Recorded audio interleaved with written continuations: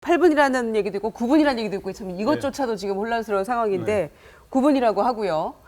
이 폭염 때는 문자 폭탄 과잉이었잖아요. 그렇죠. 이번에는 뒷북 대응이거나 혹은 문자가 안 오거나 이런 상황이었어요. 받으셨어요 혹시 어제? 저는 못 받았거든요. 저도 제대로 받은 기억이 없는데요. 안전처가 왜 저는 필요한가 이런 의문이 제기될 수밖에 없는 상황이에요. 저는 계속 스마트폰으로 뉴스를 보면서 계속 알았어요. 어저께. 네. 그래서 어저께 잘못을 다시 한번 짚어보자면 그러니까 8분 늦게 문자를 보냈다는 거. 그리고 사실 사고 나면 바로 그 1, 2분 그때 바로 그 안전 여부가 결정이 되잖아요. 그렇죠. 8분 늦게라는 건 거의 의미가 없는 거고 네. 일본에서는 1분 만에 보낸다 그래요. 제가 듣기로는. 네. 그래서 그런 걸 보면 또 있고 또 하나는 어저께 2차 지진 때가 강도가 굉장히 높았는데 2차 지진 때는 부산, 울산의 상당수 지역에 빼먹었다는 거예요. 그 통신이 굉장히 많아지면서 부산, 울산 지역의 핵심 지역에 그게 문자가 안 됐고 그 다음에 120km 이하 안에만 보낸다 그래서 어저께는 계속 수도권은 제외가 됐어요. 그래서 저도 이제 서울에 있었으니까 못 받았는데 네.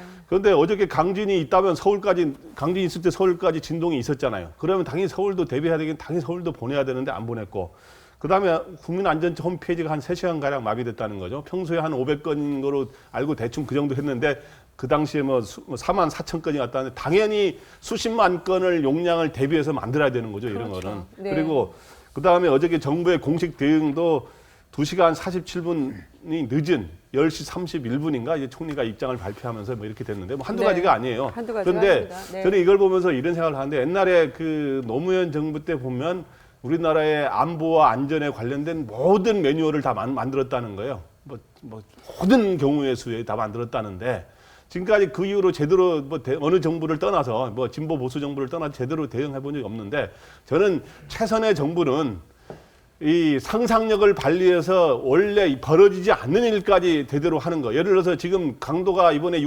5.8 뭐 이렇게 됐는데 심지어 7 이상은 거의 없을 거라고 지금 예상하고 있지 않습니까? 저는 우리나라 삼국 사기라든가 이런 거 보면 지금까지 강도가 8, 9인 게 한 15번 가량 된다는 거예요. 지금 한 서기 2년부터 시작해서 한 1900년 사이에. 아, 기록상에 있어요? 네, 기록상에 한 그 지진 학자의 추정에는 한 8, 9도 정도 이런 게. 그러면 저는 당연히 7, 8도 경우는 그러면 있어보지 않으니까 그럼 준비 안 할 거냐 이거죠.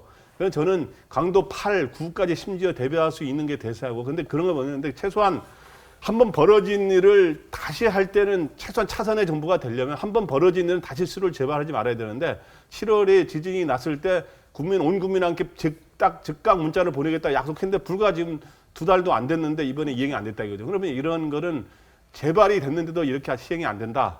그런 문제가 많은 거죠.